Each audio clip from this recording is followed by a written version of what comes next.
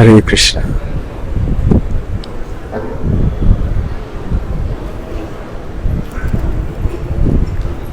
ओम अज्ञानतिमिरान्धस्य ज्ञानाञ्जनशलाकया चक्षुरुन्मीलितं येन तस्मै श्रीगुरवे नमः। श्रीचैतन्यमनोभीष्टं स्थापितं येन भूतले स्वयं रूप कदा मह्यं ददाति स्वपदान्तिकम्। वन्देऽहं श्रीगुरो श्रीयुतपदकमलं श्रीगुरून् वैष्णवांश्च श्रीसाग्रजातं सहगण रघुनाथान्वितं तं सजीवं साद्वैतं सावधूतं परिजनसहितं कृष्णचैतन्यदेवं श्रीराधाकृष्णपादां सहगण ललिता श्रीविशाखान्वितांश्च। नमो ओं विष्णुपादाय कृष्णप्रेष्ठाय भूतले श्रीमते भक्तिवेदान्त स्वामिनिति नामिने। नमस्ते सारस्वते देवे गौरवाणी प्रचारिणे निर्विशेष शून्यवादी पाश्चात्य देशतारिणे। मूकं करोति वाचालं पंगुं लंघयते गिरिं यत्कृपातमहं वन्दे श्रीगुरून् दीनतारिणम्। वाञ्छाकल्पतरुभ्यश्च कृपा सिन्धुभ्य एव च पतितानां पावनेभ्यो वैष्णवेभ्यो नमो नमः। नमो महावदान्याय कृष्ण प्रेम प्रदायते कृष्णाय कृष्ण चैतन्य नामने गौरत्वसे नमः। पंचतत्वात्मकं कृष्णं भक्तरूपस्वरूपकं भक्तावतारं भक्ताख्यं नमामि भक्तशक्तिकम्। आराध्यो भगवान् व्रजेशतनयस्तद्धाम वृन्दावनम्। रम्या काचिदुपासना व्रजवधू वर्गेण या कल्पिता। श्रीमद्भागवतं प्रमाणममलं प्रेमापुमर्थो महान्।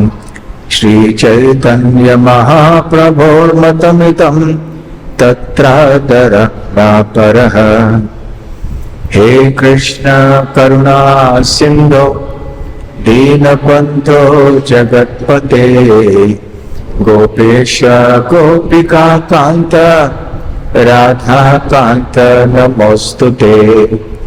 तप्त काञ्चन गौराङ्गी राधे वृन्दावनेश्वरी वृषभानुसुते देवी प्रणमामि हरिप्रिये।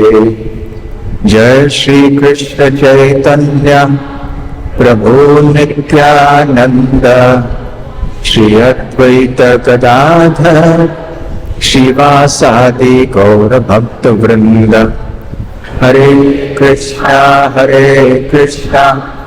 कृष्णा कृष्णा हरे हरे हरे राम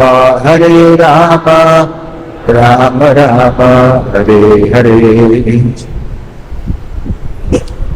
हरे कृष्णा।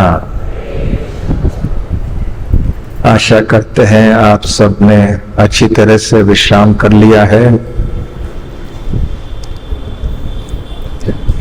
और कल की सेवा के लिए भी आप तैयार हैं। अभी कल जाके हमें धाम सेवा करनी है।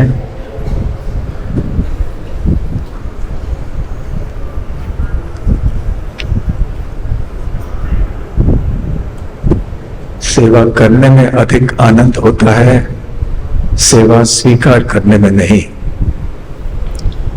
इसलिए भगवान भी स्वयं ऐसे रूप स्वीकार करते हैं जिसमें वो सेवा कर सकें। भगवान कृष्ण और बलराम के बारे में हम जानते हैं कि श्री कृष्ण सेव्य भगवान है। ऐसे श्रील कृष्णदास कविराज गोस्वामी चैतन्य चरितामृत में कहते हैं, सेव्य अर्थात जिनकी सेवा की जानी चाहिए या जिनकी सेवा होती है, जो सेवा स्वीकार करने योग्य है, इन्हें सेव्य कहते हैं। शिव भी भगवान ही है, परंतु सेवक भगवान। कृष्ण और बलराम दोनों भगवान हैं, परंतु कृष्ण सेव्य भगवान, बलराम सेवक भगवान। श्री कृष्ण ने अपने आप को विस्तार कर लिया है, बलराम जी उनके प्रथम विस्तार हैं। और ये विस्तार का कारण क्या है? कि वो अपनी सेवा करें। सो श्री कृष्ण ने अपने विस्तार को इसलिए किया है ताकि ये विस्तार उनकी सेवा कर सके। परंतु ये एक तरफी नहीं होता है। जैसे भगवत प्रेम के संबंध में जिस प्रकार से भक्त भगवान की सेवा करता है, वैसे ही भगवान भी भक्त की सेवा करना पसंद करते हैं। तो दोनों भगवान और भक्त को आनंद आता है, बल्कि भगवान के भक्त को सेवा करने में अधिक आनंद आता है। और ये आनंद स्वयं भगवान भी समझ नहीं पाते हैं, यद्यपि वो सर्वज्ञ हैं, सब प्राणियों के हृदय में स्थित हैं। इसलिए भगवान श्री कृष्ण चैतन्य महाप्रभु के रूप में प्रकट होते हैं। तो ये जो सेवक और सेव्य भगवान की बात है, ये हम रामलीला में भी देख सकते हैं। कैसे? श्री चारों भाई भगवान हैं, विष्णु तत्व है। श्री राम, भरत, लक्ष्मण और शत्रुघ्न। तो वाल्मीकि रामायण के अनुसार और अन्य पुराणों के अनुसार भी चारों भाई भगवान हैं, विष्णु तत्व है। फिर भी इनमें से प्रधान विष्णु तत्व है श्री रामचंद्र, और अन्य तीन हैं सेवक भगवान। श्री राम है सेव्य भगवान, और लक्ष्मण, शत्रुघ्न, भरत ये हैं सेवक भगवान। तो देखिए, आयु की दृष्टि से श्री राम और उनके तीन भाइयों में अधिक अंतर नहीं था, बल्कि 2 दिन का ही अंतर था। 2 दिन कुछ भी नहीं होता है। 2 दिन तो यदि 2 दिन का अंतर भाई बहन में होता है किसी के भी, तो बराबर के ही समझते हैं। परंतु ये 2 दिन भी लक्ष्मण, भरत और शत्रुघ्न के लिए बहुत बड़ा हो गया था। वो श्री राम को पिता तुल्य समझते थे, तो और श्री राम की सेवा करना ही उनका जीवन का ध्येय था। तो उसी तरह से हरे कृष्ण। अब बदलिए मत कुछ भी, एक बार सेट हो गया तो बदलिए मत। हाँ, फिर से बीच बीच में ऐसे।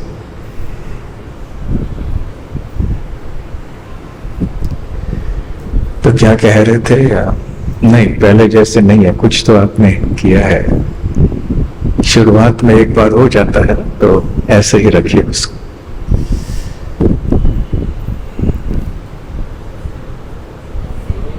तो क्या कह रहे थे?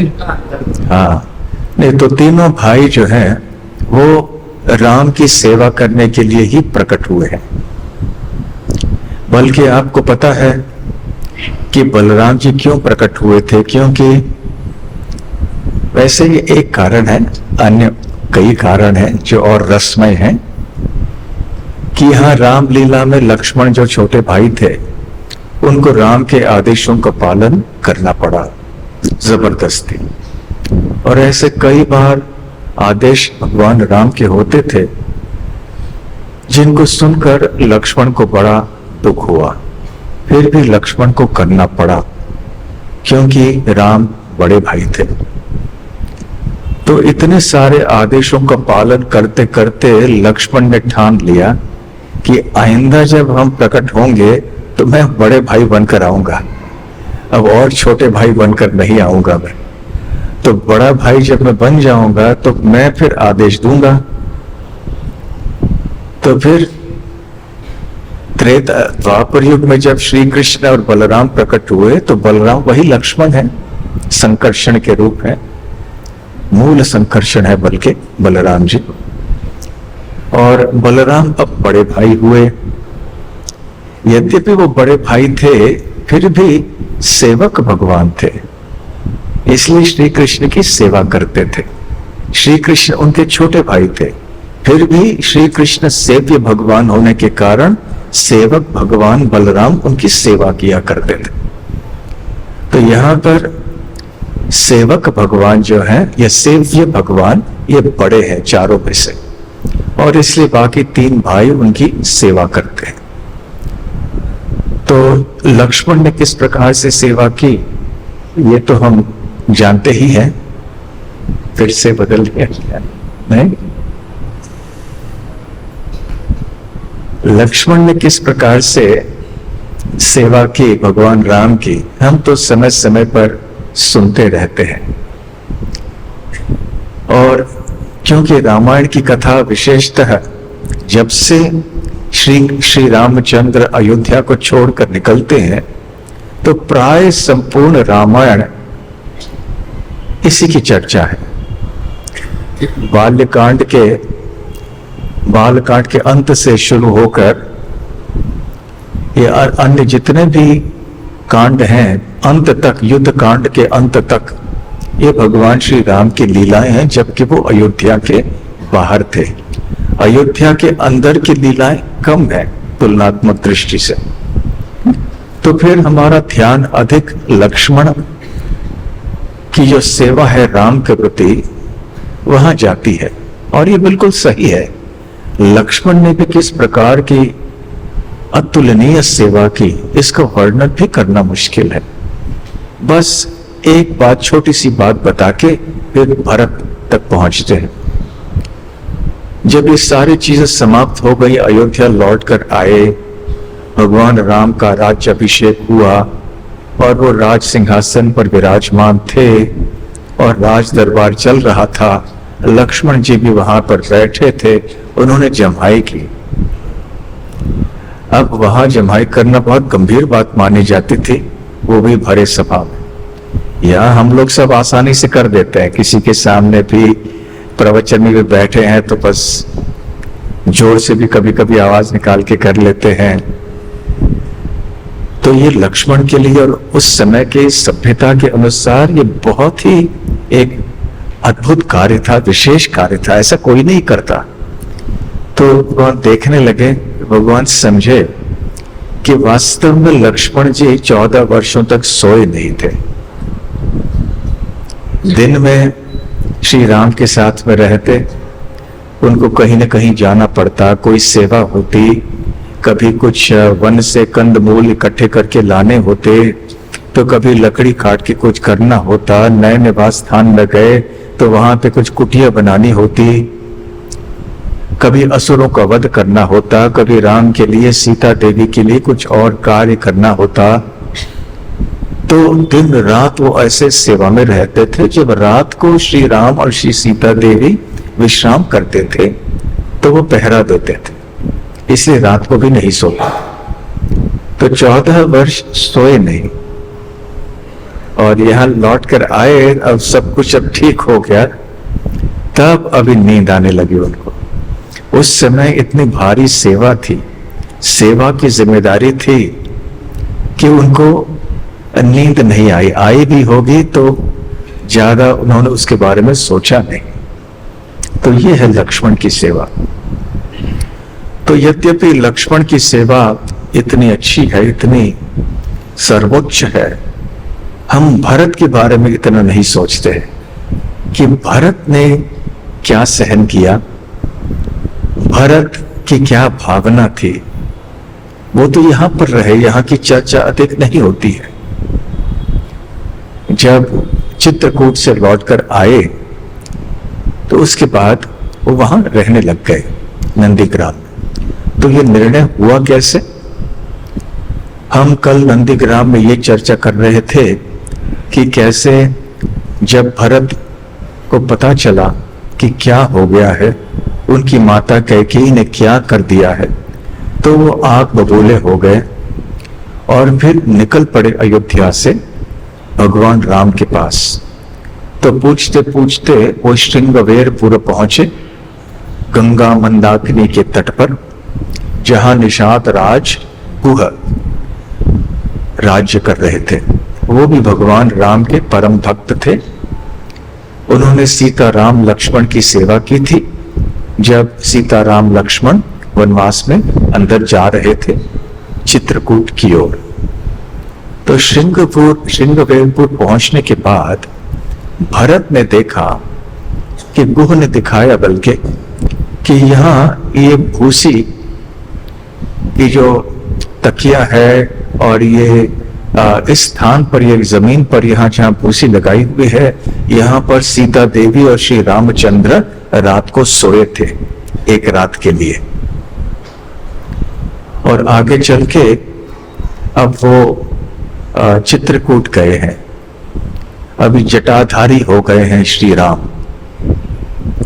अब जटाधारी होने के लिए क्या करना पड़ता है? वैसे तो बाल लंबे रखने पड़ते हैं, और लंबे बालों को ऐसे कोई एक चिकना जो पेड़ों का रस होता है उसको लेकर बालों में मिलाते हैं और फिर उसको बांधते हैं जटा के रूप में। तो ऐसे योगी जन करते हैं जब वो वनवास में जाते हैं। तो श्री राम तो जटाधारी बन गए थे, साथ साथ उन्होंने पेड़ के छाल वस्त्रों के रूप में पहने हुए थे, वलकल और पेड़ के छाल। तो जब लक्ष्मण ने ये सब सुना और ये देखा कि यहां पर सोए हुए थे हमारे श्री राम, जो कि सदैव बहुत ही मुलायम बिस्तर पर सोया करते थे, जिसमें मुलायम रेशम का कपड़ा आदि हुआ करता था, और वो आज यहाँ वन में जमीन पर सो रहे हैं भूसी के ऊपर। तो उन्होंने सोचा कि ये सब हुआ है केवल मेरे कारण।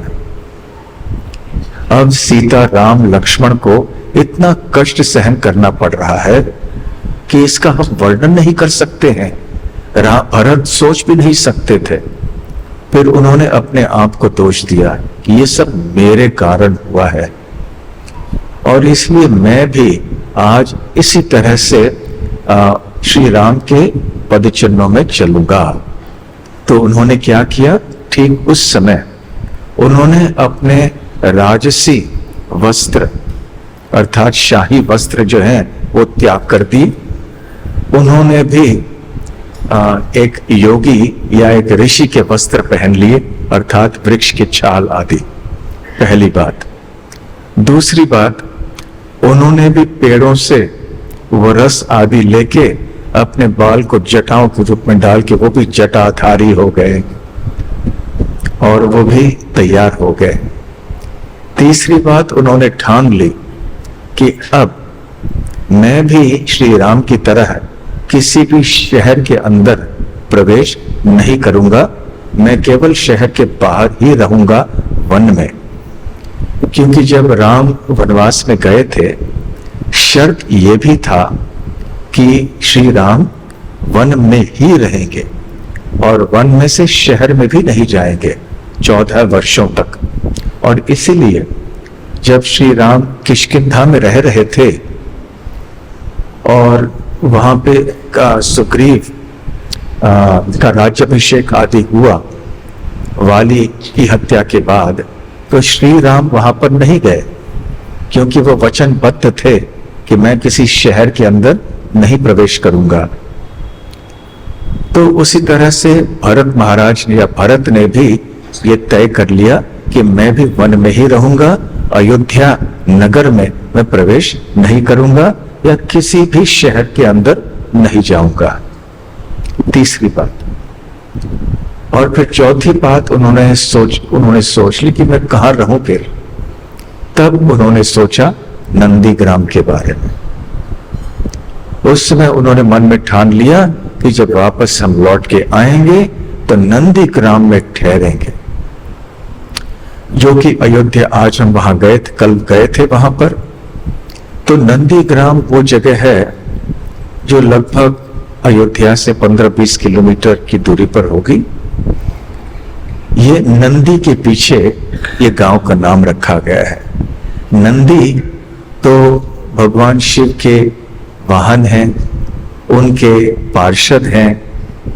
तो हुआ ये था कि नंदी ने इसी स्थान में, पुरातन समय की बात है, लंबी तपस्या की थी शिव जी को प्रसन्न करने के लिए। तो शिव जी तो शीघ्र ही प्रसन्न हो जाते हैं। तो वो प्रकट हुए नंदी के सामने और पूछा कि क्या चाहिए तुम्हें। तो नंदी ने आशीर्वाद चाहा, उन्होंने केवल शिव जी की कृपा चाहिए। तो शिव जी ने कहा कि ठीक है, आज से तुम मेरे गण बन जाओगे। गण अर्थात उनके जो साथी होते हैं, उनके पार्षद, उनके सेवक होते हैं, निकट के जो लोग होते हैं उनको गण कहते हैं। उनके गण थे शिव जी के गण। तो उस दिन से ये एक पदवी या ये एक अहो सौभाग्य नंदी को मिल गया। और क्योंकि नंदी ने उसी स्थान में तपस्या की थी, तो उस गांव का, या उस समय तो गांव नहीं था, वो वन ही था, तो इस सारे इलाके का नाम हो गया नंदीग्राम। आगे चल के थोड़े लोग आए होंगे, गांव के लोग इधर उधर रहने के लिए। तो फिर वहां नंदी ने एक शिवलिंग की स्थापना भी की। और आज भी वो शायद शिवलिंग, हम वहां पर नहीं जा पाए, नंदीश्वर महादेव। तो ये इसलिए नंदीग्राम ये नाम पड़ा। तो नंदीग्राम में भरत ने ठान लिया कि मैं लौट के आ जाऊंगा। तो वैसे स्कंद पुराण में और स्थल पुराण जो होते हैं, उनमें ये बताया जाता है कि नंदीग्राम बहुत पावन स्थान है। और एक बार यदि कोई नंदीग्राम का दर्शन करे तो उसे इतना लाभ मिल जाता है जितना कि किसी व्यक्ति को मिलता है जबकि वो काशी में एक मनवंतर तक रहता है। अब जब हम काशी में गए थे तो हम कुछ और ही सुन रहे थे। काशी में एक दिन रहने से, इतनी सेवा करने से ये लाभ मिलता है। तो इसका कारण क्या है? देखिए, हर एक तीर्थ स्थान है या धाम है, उसकी अपनी अपनी महिमा होती है। और उस स्थान से संबंधित जो भी स्थल पुराण होते हैं या अन्य ग्रंथ होते हैं, वो उस महिमा, उस स्थान की महिमा का वर्णन करते हैं, बहुत ही अधिक वर्णन करते हैं, ताकि जो वहां पर श्रद्धालु लोग आए हैं उनकी श्रद्धा बनी रहे और बढ़े, और वो इस यात्रा को हल्का या सस्ता न ले। तो फिर क्या ये गलत है? नहीं, हमें तो सही ही मानना चाहिए। क्या वो भी सही है, गलत है काशी के बारे में? नहीं, वो भी सही है, वो सही है, ये भी सही है। अंततः ये सारे शास्त्रों की बातें हैं। तो खैर, अभी यहाँ नंदीग्राम के पास में तमसा नदी है, और तमसा नदी आज नहीं रही है। और मैंने सुना कि आधुनिक सरकार जो है वो कुछ व्यवस्थाएं कर रही हैं। पहले अर्थात भरत के समय तमसा नदी के तट पर बहुत सारे ऋषि मुनियों ने अपना आश्रम बनाया हुआ था। तमसा नदी का नाम भी आपने सुना होगा वाल्मीकि ऋषि के संबंध में, जबकि उनका आश्रम भी वहीं हुआ करता था। तो खैर, ये तमसा नदी और स्कंद पुराण के अयोध्या महात्म्य में इस नंदीग्राम का बहुत विस्तार में वर्णन है। विशेष करके इसका जो प्राकृतिक सौंदर्य है इसका, कि वृक्षों से और तरह तरह के पक्षियों से इत्यादि ये कैसे सुशोभित है और इसका सौंदर्य कैसे बढ़ जाता है इन चीजों के कारण। इस प्रकार का वर्णन हम पाते हैं। तो खैर अब श्री राम के बारे में ऐसे सुन के भरत भी जटाधारी मुनि के तरह हो गए। फिर आगे वो चलते गए तो श्रृंगवेरपुर में ये घटना हुई कि उन्होंने ठान लिया कि मैं नंदीग्राम में रहूंगा। फिर अपने वस्त्र आदि बदल लिए, फिर चित्रकूट गए।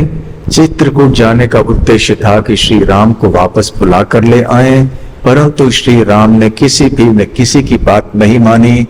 वो अपने दृढ़ निश्चय पर बने रहे और चित्रकूट में रहे। उधर भरत लौट के आए, परंतु अयोध्या में नहीं, वो नंदीग्राम में चले आए। तो नंदीग्राम में आके यहाँ पर रहने लगे और ऐसे 14 वर्षों तक यहाँ पर वो रहे। तो वहां हम लोग आपको गए थे क्या? वहां भरत कुंड आदि स्थानों पे गए थे आप? सुबह को गए थे ना? तो ये जो अलग अलग स्थान है ये बहुत महत्वपूर्ण है। जैसे ही आप नंदीग्राम में प्रवेश करते हैं, गया कूप नाम का एक स्थान है। कूप अर्थात एक कुआं। गया अर्थात वो स्थान बिहार में जहाँ पे पिंड दान आदि सब करते हैं, श्राद्ध करते हैं। तो गया कूप है। ऐसे बताया जाता है कि ये बहुत एक प्राचीन कुआं है और इसके जल में लोग अपने पिंड दान आदि करते हैं और इससे बहुत लाभ होता है। और जब कोई व्यक्ति श्रद्धा से ऐसे श्राद्ध आदि करता है तो उसके जो पूर्वज हैं वो यदि नरक में हैं तो वहां से मुक्त हो जाते हैं और फिर उनको स्वर्ग आदि की प्राप्ति हो जाती है। तो देखिए वैदिक सभ्यता में ये सब प्रथाएं हैं श्राद्ध आदि की हमारे पूर्वजों के लिए। यद्यपि कोई व्यक्ति जब शुद्ध भक्ति करता है भगवान की तो अपने आप उसके पूर्वजों का उद्धार हो जाता है और वंशजों का भी उद्धार हो जाता है। ये भक्ति की शक्ति है, भक्ति का गौरव है। फिर भी जो भक्ति में नहीं है उन्हें कम से कम ऐसा श्राद्ध करना चाहिए, कम से कम। और जो भक्ति में है, गृहस्थ आश्रम में है, उनके लिए कहा जाता है कि करें तो अच्छा है, परंतु कृष्ण भावनामृत से करें। श्रील जीव गोस्वामी भी एक जगह बताते हैं कि यदि कोई व्यक्ति कर्मकांडी दृष्टि से ये श्राद्ध आदि करे केवल सामाजिक दबाव में, परंतु उनको उस भक्त को इन चीजों में अधिक रुचि नहीं है, वो केवल भरोसा करते हैं श्री कृष्ण के ऊपर या श्री राम के ऊपर कि क्योंकि हम भगवान के शरण में हैं तो भगवान हम सबका उद्धार कर देंगे। तो भगवान और भक्ति ये सक्षम है हमारे उद्धार के लिए और हमारे वंशजों के और पूर्वजों के उद्धार के लिए। इसलिए जो व्यक्ति भक्त बनते हैं उन्हें कोई पुत्र आदि की चिंता नहीं होती। साधारणतः कर्मकांड की दृष्टि से देखा जाए तो पुन्नाम नरकात् त्रायते इति पुत्रः, तो पुत्र वो है जो नरक से अपने पूर्वजों का उद्धार करता है, यदि वो नरक में गिर पड़े हों तो श्रील प्रभुपाद जी एक बार एक प्रवचन में एक संत की बात करते हैं भारत के जो भक्त नहीं है परंतु इनके कई अनुयायी हैं, और उनका कथन कुछ ऐसा था कि ऐसे कुछ था, हरि यदि पहाड़ पत्थर है तो मैं पूजूं पहाड़। तो उनका कहना था कि यदि आप सब सोचते हो कि ये पत्थर है, ये सब भगवान है, तो मैं तो पहाड़ को पूजूंगा। फिर कहने के तात्पर्य उनकी श्रद्धा नहीं थी। तो एक बार हुआ ऐसे कि वो अपने घर के बाहर आके वो जल घर के बाहर डाल रहे थे, तो उनके पड़ोसी ने उनसे पूछा कि आप क्या कर रहे हो। उन्होंने कहा मैं खेत में जल दे रहा हूं, खेत की सिंचाई कर रहा हूं। तो पड़ोसी ने कहा कि आपका खेत तो बहुत दूर है, तो आप यहां क्यों पानी डाल रहे हैं? तो उन्होंने उत्तर दिया कि देखिए, हमारे पूर्वज चले गए तो चले गए, कहां दूर चले गए, किस लोक पे हैं किसको पता, हम यहाँ पे जल अर्पण करते हैं। तो यदि हम यहाँ जल अर्पण करते हैं उन लोगों के लिए जो कि कहां कितने दूर चले गए हैं, तो फिर मैं जब यहाँ जल देता हूं तो मेरे खेत में क्यों नहीं पहुंचेगा? तो इस तरह के गलत धारणाएं भी फैलाई जाती थी उस समय। परंतु सत्य तो ये है कि जब कोई व्यक्ति भक्ति में नहीं रहता विशेष करके, तो ऐसे वैदिक नियमों का पालन करना अच्छा होता है, सही होता है। तो खैर, यहाँ पे लोग गया जाते हैं, अन्य स्थानों में जाते हैं और काशी में भी जाते हैं, हमने देखा वाराणसी यात्रा के समय। और यहाँ पर भी लोग आते हैं तो उनका उद्धार हो जाता है, उनको स्वर्ग आदि की प्राप्ति होती है। भक्त होने के नाते हमें स्वर्ग से कुछ लेना देना नहीं है, न नरक से कुछ लेना देना है। वैसे देखा जाए तो हमें वैकुंठ से भी कुछ लेना देना नहीं है, हमें केवल भगवान की सेवा से मतलब है। भगवान से प्रेम करना, भगवान की सेवा करना, और यदि भगवान ये उचित समझे कि हमें भगवान के धाम में जाना चाहिए तो भगवान ले जाएंगे।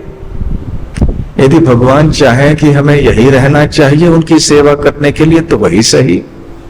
जन्म जन्मनीश्वरे भवतात भक्ते अहेतुकी त्वयि, ऐसे श्री चैतन्य महाप्रभु ने शिक्षाष्टकम में कहा है कि जन्म जन्मांतर तक मैं आपकी केवल अहेतुकी भक्ति चाहता। अहेतुकी अर्थात जिसमें कोई हेतु या कोई कारण, कोई उद्देश्य, कोई स्वार्थ न हो। तो ये भक्तों के लिए एक अनुसरणीय सिद्धांत है। इसलिए हम जब यहाँ आते हैं, जैसे हम पहले भी चर्चा कर चुके हैं, केवल हमारी भक्ति को बढ़ाने के लिए आ रहे हैं। तो खैर, ये है गया कुंड, और विशेष करके सोमवती अमावस्या के दिन बहुत बड़ी भीड़ होती है यहाँ पर। तो जब अमावस्या तिथि सोमवार पे पड़ती है तो उसे सोमवती अमावस्या कहते हैं।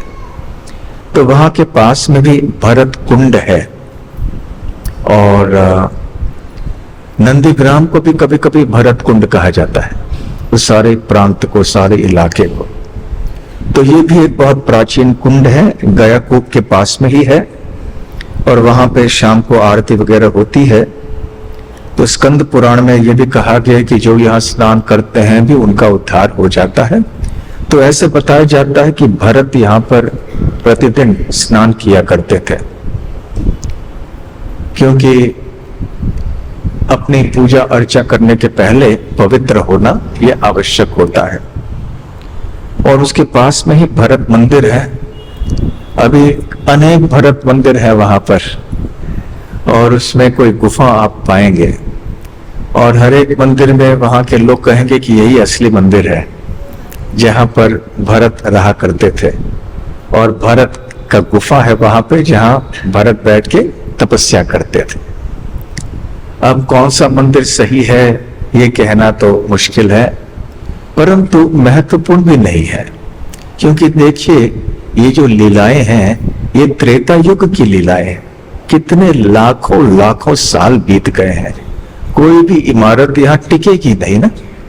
और ये सारे मंदिर जो बने हैं ये तो अभी थोड़े साल पहले बने हैं। तो लोग जो भी कहें ठीक है, हम सम्मान करते हैं, परंतु क्योंकि भरत वहीं कहीं रहते थे उसी स्थान में, चाहे इस स्थान में हो या चाहे 100 फुट दूरी पर यहाँ पे हो, ये इसका इतना महत्व नहीं है। तो खैर, जगह जगह ऐसे पाया जाता है धाम में, कई जगह वहां के स्थानिक लोगों में मतभेद होता है कि नहीं ये सही तीर्थ स्थान है, क्योंकि उनको वहां से कुछ स्थान से मतलब है, वो उनकी जगह है।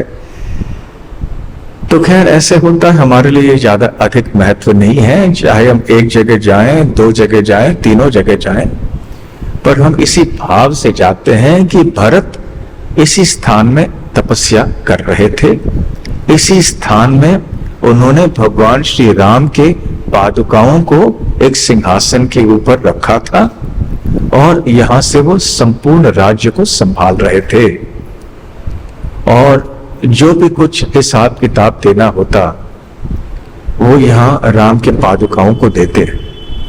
और उनकी मान्यता ये थी कि राम की पादुकाएं ही, श्री राम ही राज्य चला रहे हैं, मैं तो प्रतिनिधि मात्र हूं, केवल सेवक हूं। इस तरह से ये भरत मंदिर का जो स्थान है यहाँ पे ऐसे हुआ। तो ये शायद यहाँ पे भरत महाराज की आरती होनी, शायद ये एक ही स्थान होगा नंदीग्राम जहाँ भरत महाराज की आरती होती होगी। इसलिए मंदिर में आपने देखा होगा भरत की आरती वहां लिखी होगी दीवारों के ऊपर। तो वहां भरत महाराज रह के अपना शासन करते थे, राज्य को चलाते थे और फिर गुफे में जाके तपस्या भी करते थे। और फिर वहां पे भरत मिलाप स्थान है। भरत मिलाप स्थान अर्थात लोग ये मानते हैं कि जहां भरत और श्री राम मिले थे। हाँ, भरत और राम भी नंदीग्राम में ही मिले थे पहली बार जब श्री राम अयोध्या से लौटकर आए थे।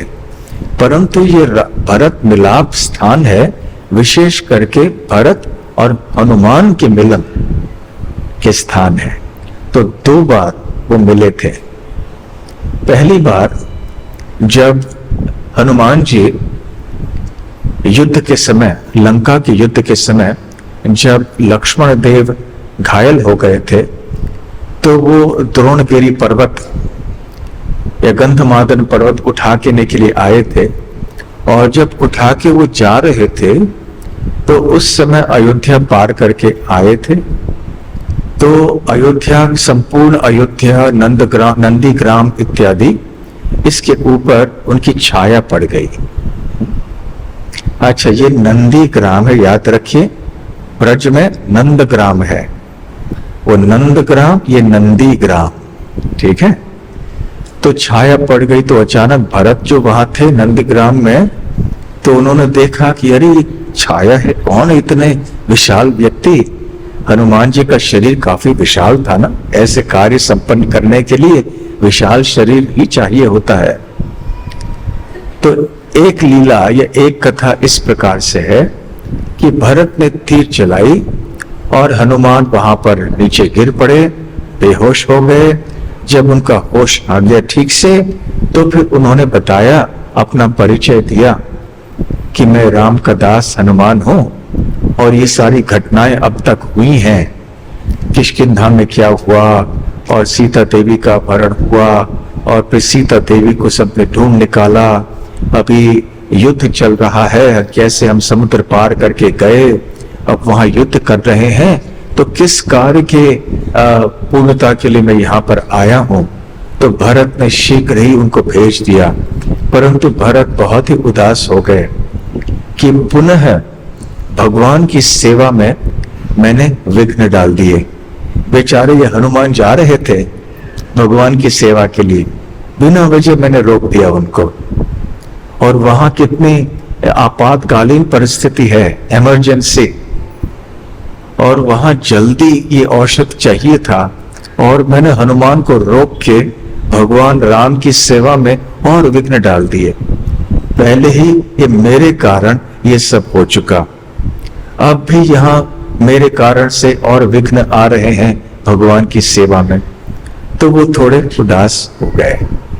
दूसरी कथा ऐसी है कि यहाँ ऐसे कोई भरत ने तीर वगैरह नहीं चलाया, कि भरत ने उनको देखा, उनको रोका और फिर आके दोनों के बीच में अच्छा संवाद हुआ और फिर आगे चल के भरत चले गए, हनुमान चले गए लंका की ओर। फिर लंका में युद्ध जीत गए। जीतने के बाद फिर वापस लौट के आए पुष्पक विमान में। पुष्पक विमान में लौट के आए तो पहले श्री राम भरद्वाज मुनि के आश्रम में उतरे। आपको याद होगा कि चित्रकूट के बाद फिर चित्र के पहले भरद्वाज मुनि के आश्रम में भरत भी आए थे, और भरद्वाज मुनि ने पता कर दिया था कि भरत के मन में क्या विचार है, ये चित्रकूट क्यों जाना चाहते हैं, कहीं इनके मन में कोई गलत विचार तो नहीं है। तो भरद्वाज ने फिर जान लिया कि नहीं, भरत के हृदय में केवल प्रेम है श्री राम के प्रति। तो अब जब लौट के आ रहे थे श्री राम लंका से, तो पुष्पक विमान से उन्होंने कहा सबसे पहले मैं भरद्वाज मुनि के आश्रम में जाके मुनिवर की कृपा लेना चाहता हूँ, आशीर्वाद लेना चाहता हूँ। तो वहां पर उतरे, तो जब आए तो बड़े आनंद से भरद्वाज ऋषि ने श्री राम, श्री लक्ष्मण, सीता देवी और वानरों का स्वागत किया, और फिर उन्होंने सारी खबर पहुंचाई श्री राम को कि हे राम, आपके अनुपस्थिति में आपके भाई भरत अयोध्या में नहीं रहे, वो अयोध्या के बाहर नंदीग्राम में रहे, और वो भी जटाधारी बन के रहे हैं, वो भी तपस्या कर रहे हैं, और आपके पादुकाएं उन्होंने राज सिंहासन पर बिठाई हैं, और राज सिंहासन ही राज्य कर रहे हैं।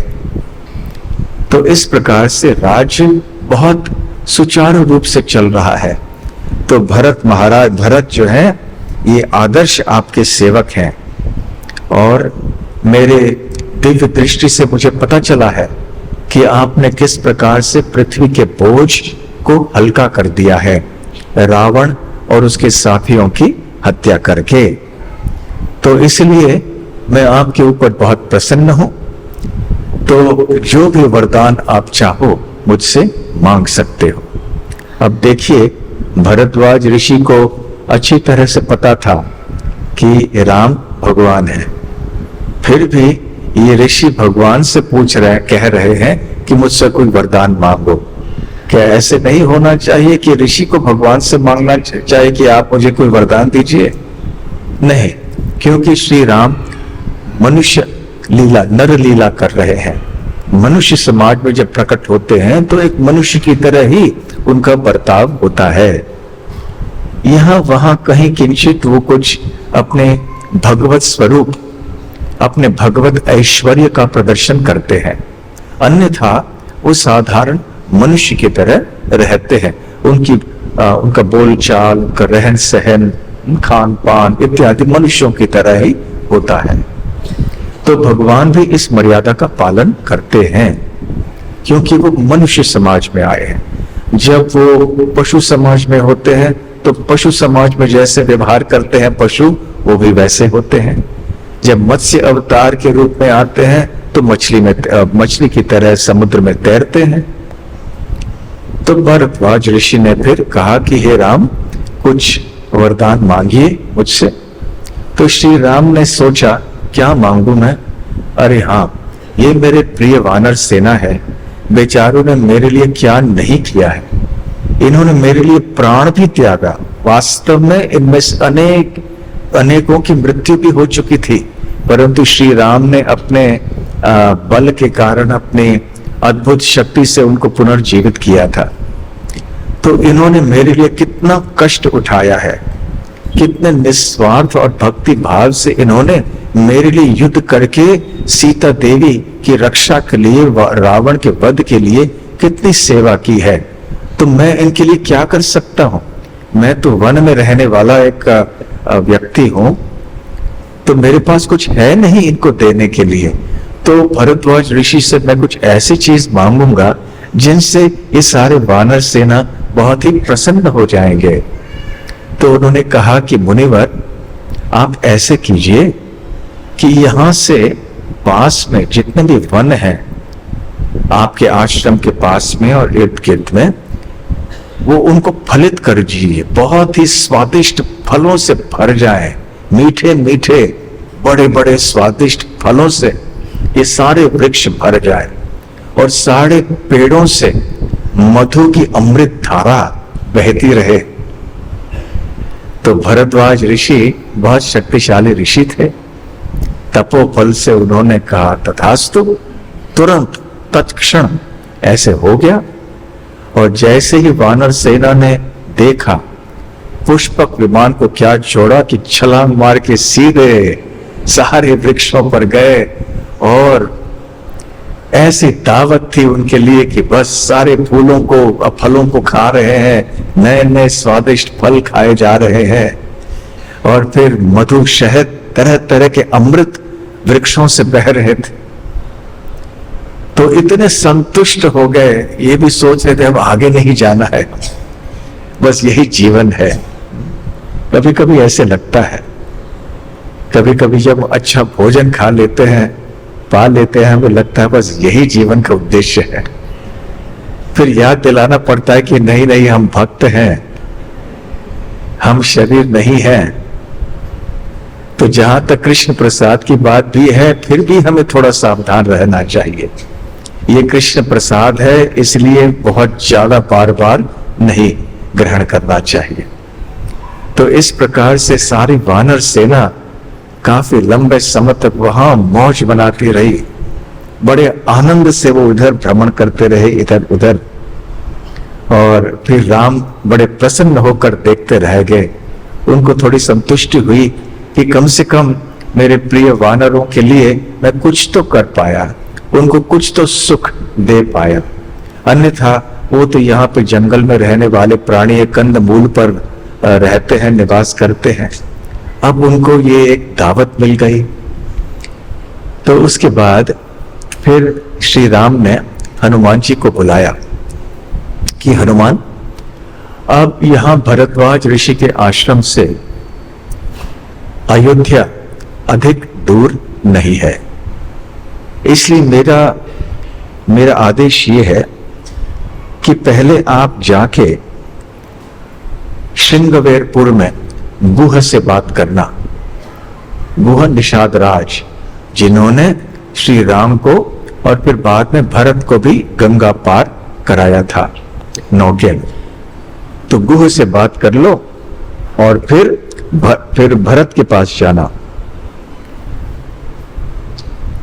गुह के पास जाकर सारी खबरें दे दी। गुह तो बहुत आनंदित हो गए, परंतु भगवान राम ने हनुमान से यह भी कहा था कि जब गुह से मिलने के बाद आप नंदीग्राम जाओगे जहां पर भरत है, तो भरत से ये कहना कि राम अभी आ रहे हैं, शीघ्र ही अयोध्या में उनका आगमन होगा।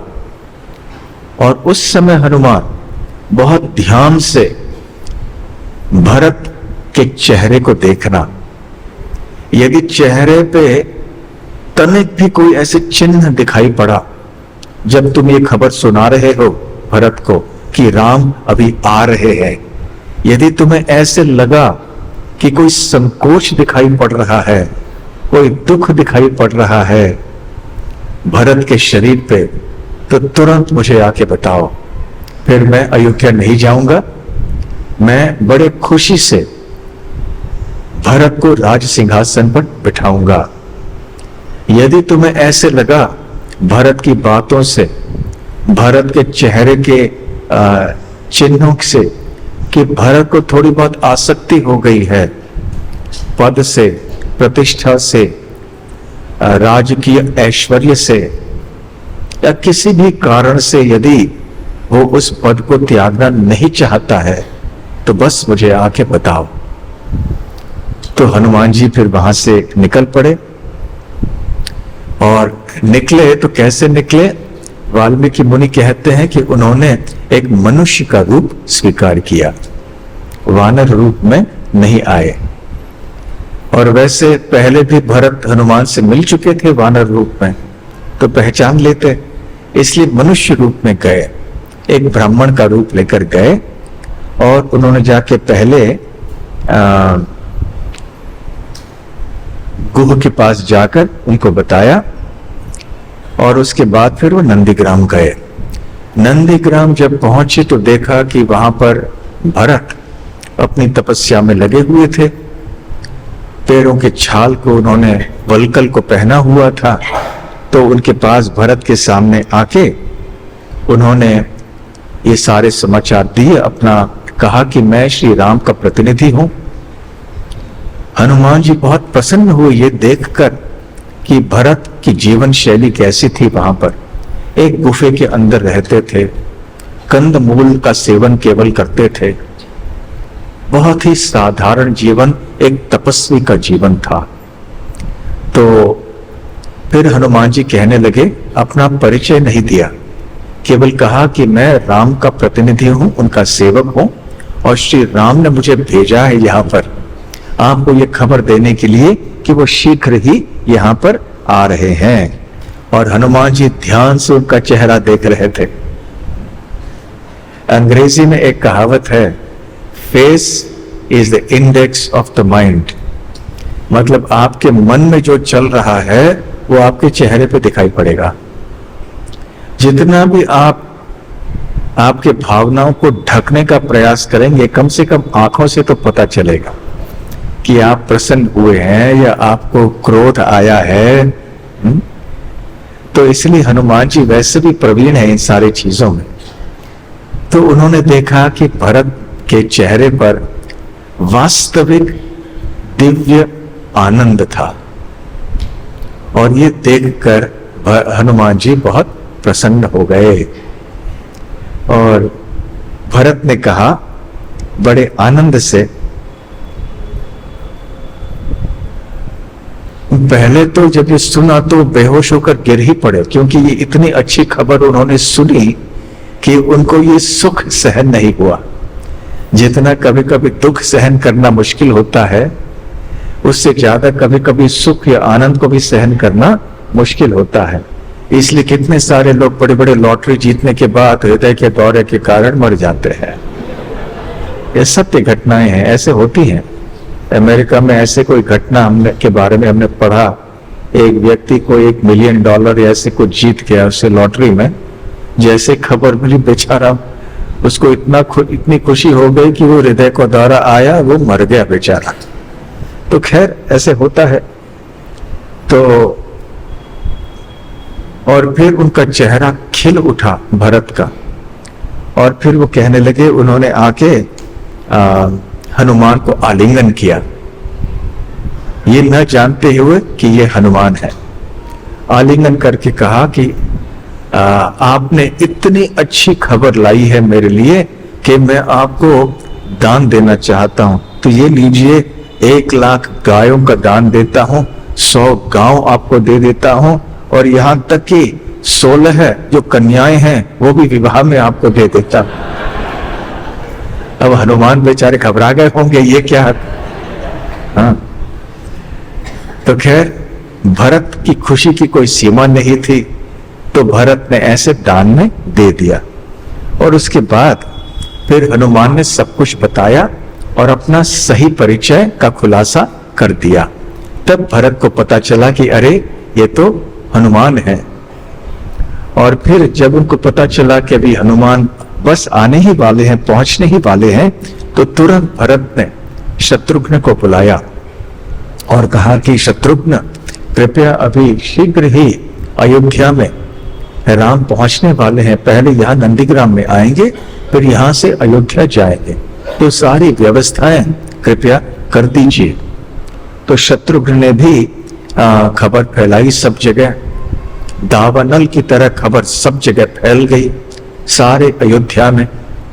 तो राम की जो 3 माताएं थीं वो भी शीघ्र यहाँ नंदीग्राम पहुंची, सुमंत्र और अन्य मंत्रियां वो भी जल्दी जल्दी यहाँ पर पहुंच आए, और बहुत सारे कर्मचारी और आए जो कि नंदीग्राम से अयोध्या के लिए एक सुंदर रास्ता बनाने की तैयारी कर रहे थे। सब अपने काम में लग गए और ऐसे लगा कि मानो सारा अयोध्या ही नंदीग्राम पहुंच गया, क्योंकि प्रजा के कानों में भी ये खबर पहुंच गई कि अभी श्री राम लौट के आने वाले हैं, अभी अभी पहुंचने वाले हैं। तो अपने सारे कार्यों को त्याग कर अयोध्या के निवासी नंदीग्राम की ओर चले आए। तो उधर जब सारी बड़ी बड़ी भीड़ इकट्ठी हो गई, समय बीतते जा रहा था और वो दूर देख रहे थे भरद्वाज मुनि के आश्रम में शृंगवेरपुर की दिशा में, परंतु कोई विमान दिख नहीं रहा था।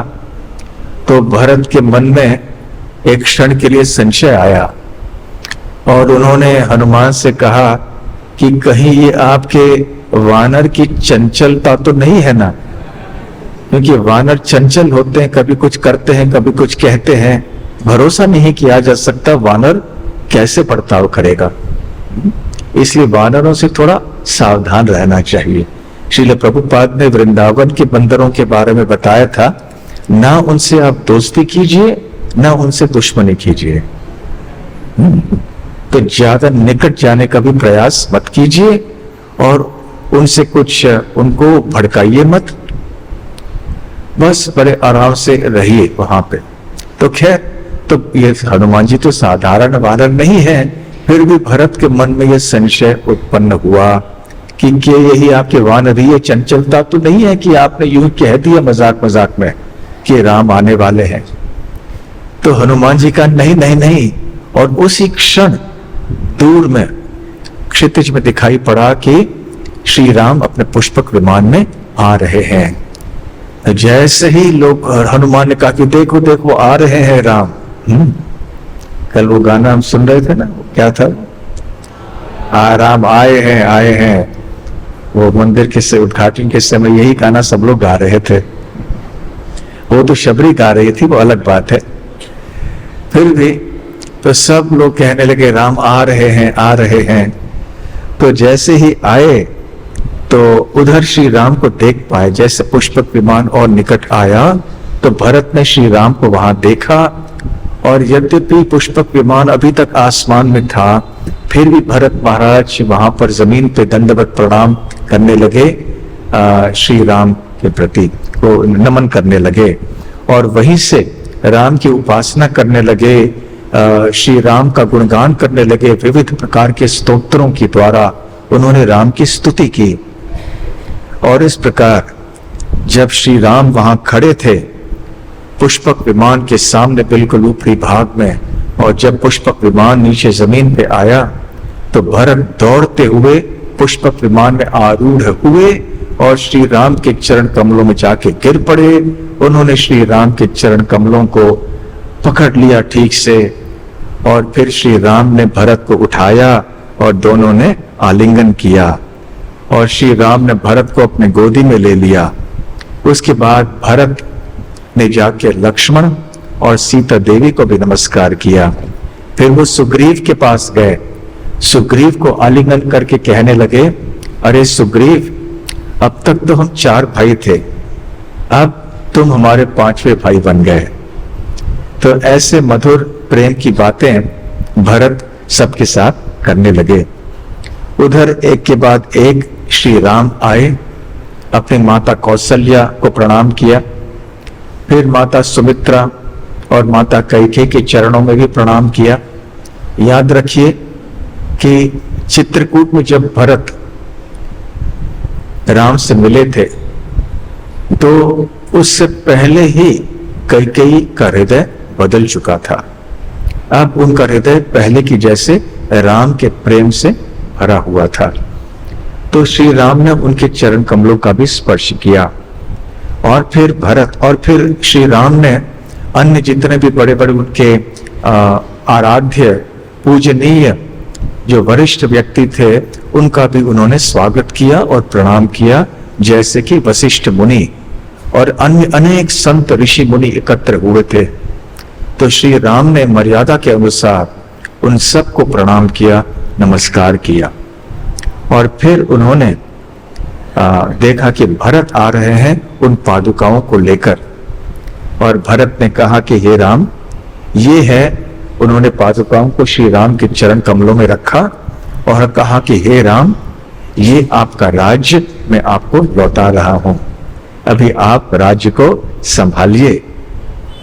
केवल आपकी अनुपस्थिति में आपके प्रतिनिधि बनकर मैं यहाँ कुछ सेवा करने का प्रयास कर रहा था, और मुझे बड़ी संतुष्टि हो रही है ये बताने के लिए कि यहाँ आपका जो खजाना है वो 10 गुना बढ़ गया है, और जहाँ धान्य आदि की बात है वो भी अभी 10 गुना ज्यादा इनकी मात्रा बढ़ गई है। साथ साथ में हमारी जो सेना है वो भी 10 गुना ज्यादा बढ़ गई है। तो देखिए, जहां भगवान की सेवा निस्वार्थ भाव से, विनम्रता से, तपस्या से की जाती है, वहां पे ऐश्वर्य प्रचुर हो जाता है, चीजें अच्छे होने लगती हैं अपने आप, मानो कि कोई जादू हो गया। यह है भक्ति का चमत्कार। और उसके बाद श्री राम ने पुष्पक विमान को कुबेर के पास वापस भेज दिया। तो उधर श्री राम वशिष्ठ मुनि के चरणों में बैठे और भरत उनके पास आए और कहने लगे कि हे राम, कृपया शीघ्रातिशीघ्र अब आपका राज्य अभिषेक का अनुष्ठान संपन्न करना होगा, बहुत समय बीत गया। और हाँ, एक बात यह भी है, एक कथा में यह भी कहा जाता है, वाल्मीकि मुनि के रचना में तो नहीं है रामायण में, परंतु ऐसे लोग कहते हैं कि क्योंकि 14 वर्ष समाप्त होने ही वाले थे और प्राय समाप्त हो चुके थे, तो उस समय तक क्योंकि श्री राम लौट के नहीं आए थे, तो भरत अग्नि में प्रवेश करने वाले थे, आत्महत्या करने वाले थे कि श्री राम नहीं आए तो क्या लाभ। और ठीक उसी समय हनुमान जी वहां पर पहुंचे थे, श्री राम के द्वारा भेजे गए थे।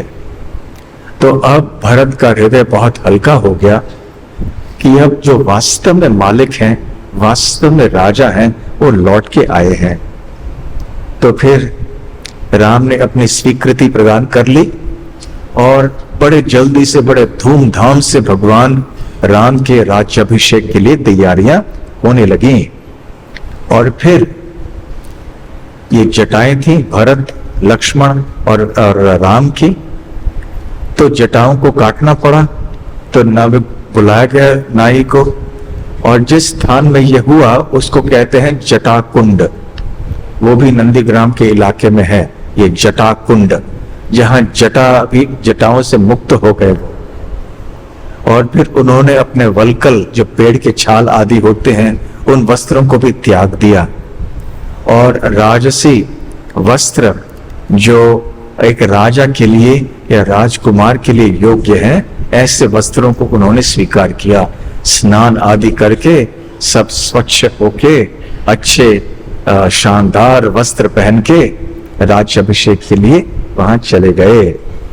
और वहां पर जैसे एक रथ आया, तो रथ में सुमंत्र जब रथ लाए तो भरत ने रथ घोड़ों की लगाम अपने हाथ में ले ली। उधर शत्रुघ्न पीछे रह के एक छतरी पकड़ने लगे ताकि श्री राम को छाया मिले, और दूसरी ओर भरत और लक्ष्मण और विभीषण खड़े थे, वो चामर सेवा कर रहे थे श्री राम की। इस प्रकार से धीरे धीरे श्री राम चल पड़े नंदीग्राम से अयोध्या। बहुत बड़ा जुलूस था और सारी वानर सेना भी चली वहां पे। वो हाथियों के ऊपर सवार होके जा रहे थे, परंतु वाल्मीकि मुनि एक और बात कहते हैं कि वो उन्होंने मनुष्यों का रूप धारण किया था। तो ये वानर भी साधारण वानर नहीं थे। तो इस तरह से वो सब पहुंचे और इतने उत्तेजित थे, इतने हर्षित थे कि वो हाथियों के ऊपर बैठ के भी उछल कूद रहे थे, क्योंकि वानर थे। रूप मनुष्य खा लिया था, परंतु वानर थे। ऐसे अनेक मनुष्य होते हैं जो बहुत उछल कूद करते हैं, बहुत चंचल होते हैं। तो वो अपने वस्त्रों को, उत्तरियों को लेकर घुमा रहे थे, जो जय जयकार कर रहे थे, और ऐसे इतना बड़ा उत्सव का वातावरण वहां अयोध्या में हो गया। और फिर आप सबको पता है कि अयोध्या में जब श्री राम लौट के आए तो वो दिन दीपावली के दिन रूप में मनाया जाता है। तो इस प्रकार से ऐसी लीलाएं यहाँ पर नंदीग्राम में हुई। तो नंदीग्राम में हम चल के आज आए थे, और भी कई वैसे स्थान है वहां पे। ऋषि मांडव्य का आश्रम है, उनकी तपोभूमि है, और उसके पास में ही भरत कूप है। कहा जाता है कि जब भरत श्रृंगवेरपुर गए थे तो उन्होंने ये जल लाया था वहां से। कहा जाता है कि ये 26 तीर्थ स्थानों का जल है। तो वहां पे फिर ये उन्होंने कुआं खोदा और ये जल यहाँ पे डाल दिया। और ऐसे कहा जाता है कि ये भरत कुआं जो है, भरत कूप, इसके अंदर जो जल है वो कभी खराब नहीं होता है। वहां के लोग ऐसे कहते हैं। जिस प्रकार से गंगा जल कभी खराब नहीं होता, वैसे भरत कूप का जल भी खराब नहीं होता है। तो खैर, इस प्रकार से भगवान श्री कृष्ण, भगवान श्री राम की लीलाएं और उनके प्रिय सेवक भरत की लीलाएं यहां पर हुई। तो देखिए, भरत का त्याग, भरत का भ्रातृ प्रेम, भरत का सेवा भाव, उनका दृढ़ विश्वास, उनका दृढ़ निश्चय, ऐसे कौन कर सकता है आजकल? जब थोड़े पैसों के लिए, थोड़ी सी संपत्ति के लिए लोग एक दूसरे की जान ले लेते हैं, एक दूसरे का खून कर देते हैं। कितनी बार आए दिन ऐसे समाचार हम सुनते हैं, पढ़ते हैं।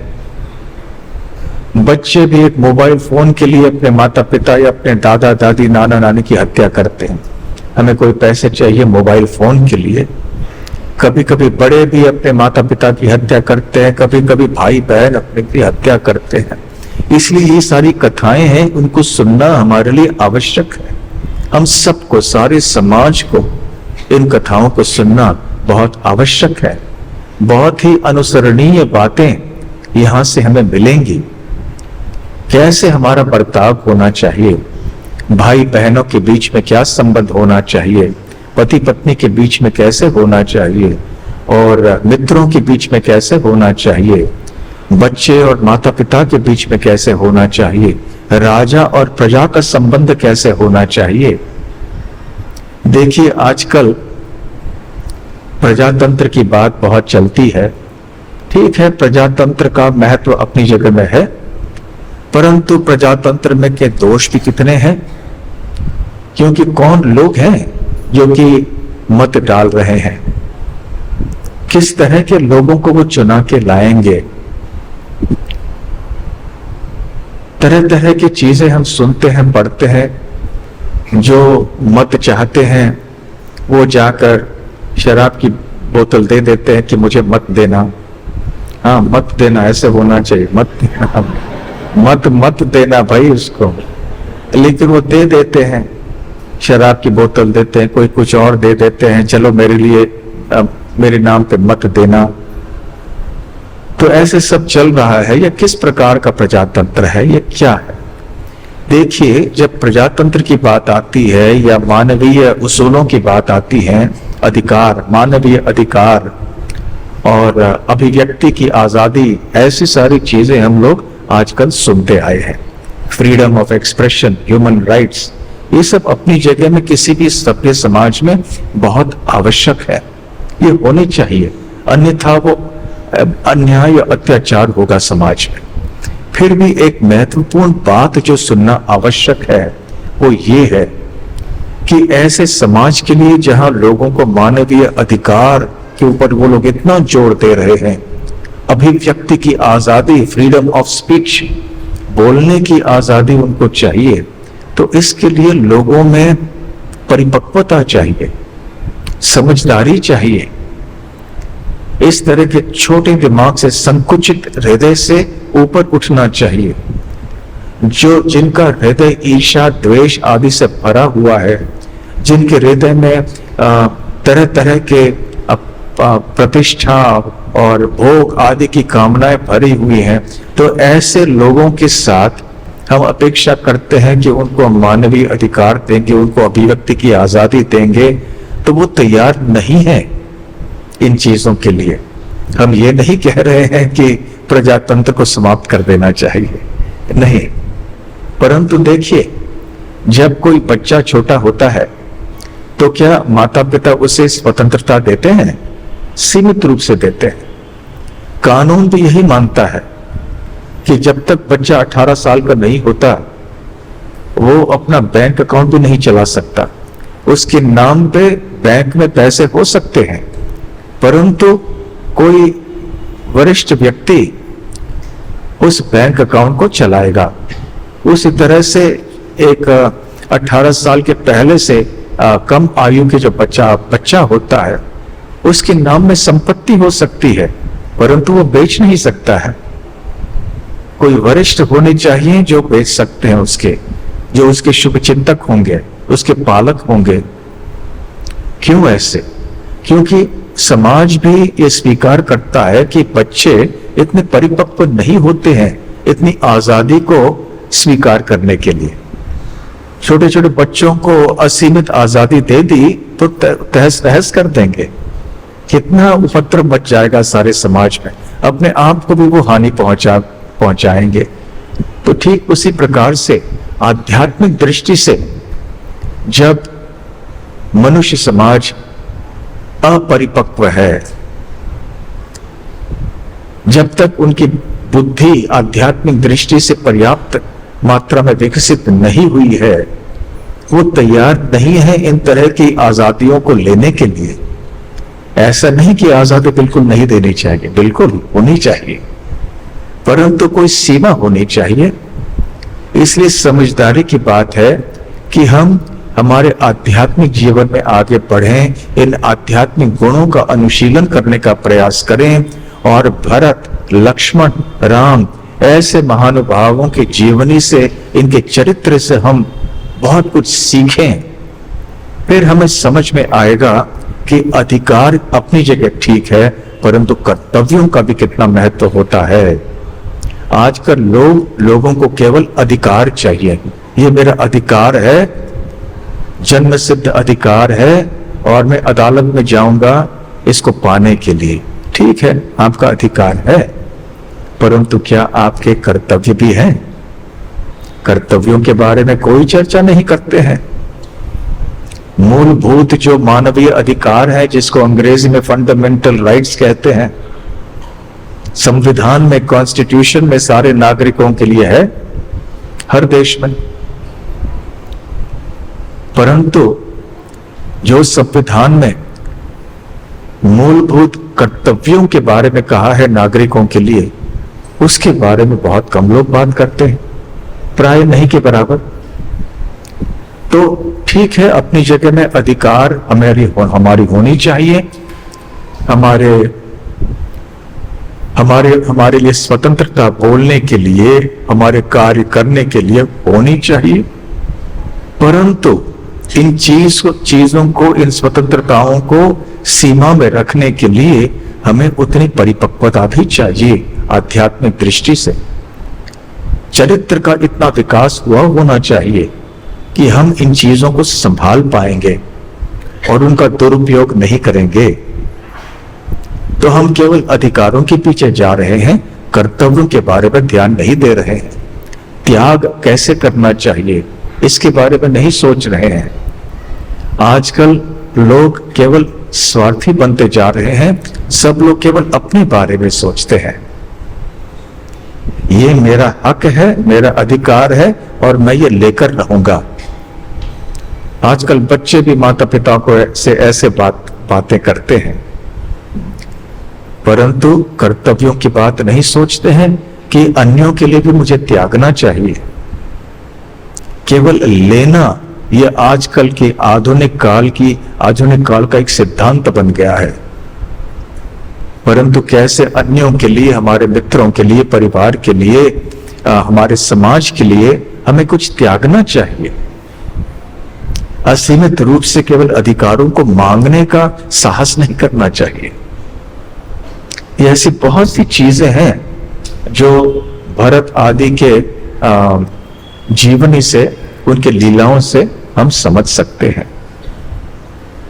अगली बार जब किसी का कोई भाई बहन है, कोई संपत्ति आदि के लड़ाई झगड़े होते हैं, तो सबको रामायण सुनना चाहिए। सबका मन थोड़ा शांत हो जाएगा। फिर शांत मन से आपस में बातचीत करें कि भाई ठीक है, आप ही रख लो, नहीं नहीं नहीं, नहीं आप रख लो। ये झगड़ा कितना अच्छा है कि वो झगड़ा करे इसके लिए कि नहीं नहीं आप रखो, नहीं नहीं नहीं, नहीं आप रखो, इसके बजाय कि हम नहीं नहीं तुम नहीं रखोगे ये मैं लूंगा, नहीं नहीं तुम क्यों रखोगे ये मेरा हक है। तो आजकल के लिए भी बहुत ही महत्वपूर्ण बातें हैं ये। तो रामायण को सुनने का उद्देश्य हमारे हृदय का शुद्धिकरण है, भगवान के प्रति प्रेम प्राप्त करने का है, और साथ साथ इस दुनिया में हमें कैसे रहना चाहिए, समाज में किस प्रकार के उसूल या मूल्य जीवन के होने चाहिए, ये भी सीखने के लिए हम रामायण की कथाएं सुन सकते हैं। हरे कृष्ण कृष्ण कृष्ण हरे हरे, हरे राम राम राम हरे हरे। तो बहुत धन्यवाद।